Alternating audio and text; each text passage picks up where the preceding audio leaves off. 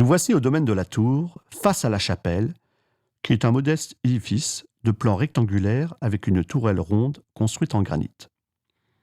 Cette tourelle percée de 12 ouvertures, dont l'une rappelle une arquebusière, était en réalité un colombier.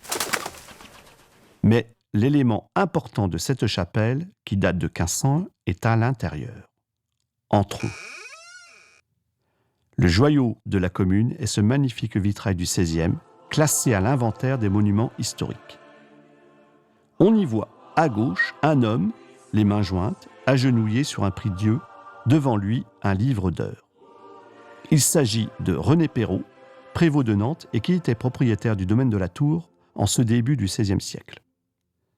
Face à lui, sa femme Jeanne Pastourelle, les mains jointes, également agenouillée sur un prie-dieu et devant aussi un livre d'heures. Elle a sur elle une magnifique robe noire où se déploie un grand aigle d'argent. Un semis de croix doré souligne la traîne. Elle porte aussi un vêtement en fourrure blanche avec des taches noires, ce qui évoque l'hermine, qui est le symbole d'Anne de Bretagne.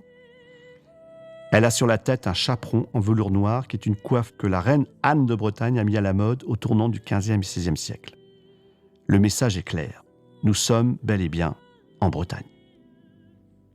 Dans le registre supérieur, les deux scènes représentées sont facilement repérables. À gauche, la crucifixion de Jésus.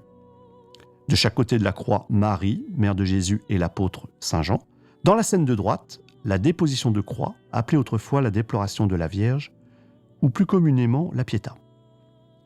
En arrière-plan, un dessin remarquable d'une ville fortifiée évoquant Jérusalem. Ces deux scènes de la Passion sont également couronnées par des baldaquins, au sommet desquels sont dessinés des pélicans qui se saignent pour nourrir leurs petits. Une image de la charité et du dévouement poussé à l'extrême.